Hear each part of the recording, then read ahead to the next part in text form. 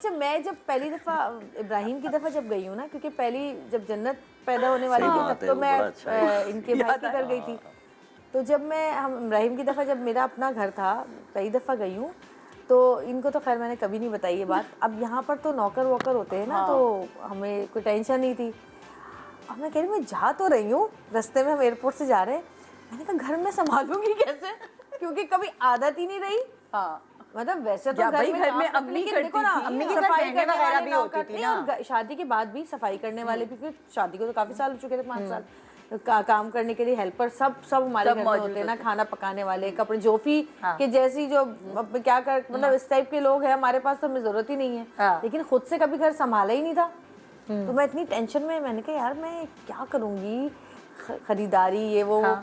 पप्पू आई, फिर वो ह्यूस्टन से पप्पू को भी बुलाया। अब हम गए ग्रोसरी करने ना, अब मैं चीज़ें उठा के पप्पू करी, अरे इतना क्यों ले रही है।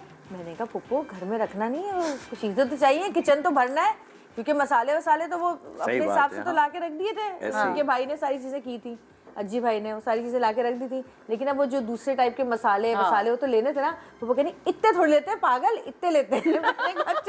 मैंने कहा अच्छा सही है, ये तुमने सीखा है जाके इब्राहिम के पैदा होने के बाद। क्योंकि हमारे यहाँ तो बड़े बड़े किचन है ना, तो हम तो मसाले दाल और मजेदार बात ये बोरियां ला के रख देते थे। घर हो गया, सारा कुछ कर रहे हैं, इजी भी आ जाता, छोटा महमूद भाई भी आ गए, फिर अदील चौधरी भी आ गया, फिर वहाँ से आसिफ उसकी बेगम आ गई, शकील सब हमारे घर में आ गए, और खाने में बना रही हूँ और मैं प्रेग्नेंट।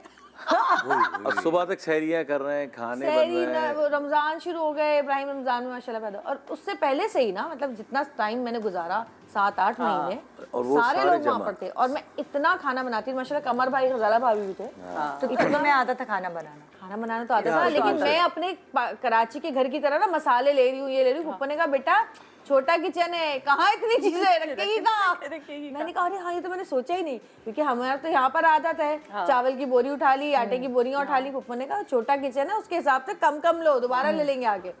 तो फिर मैंने वो उसके हिसाब से फिर कम लेंगे, मुझे तो आदत थी ये भी थैला उठा लो, वो भी थैला उठा लो। पप्पा ने कहा घर में कहाँ रखोगी, छोटा किचन होता है, तो बड़ा किचन थोड़ी है।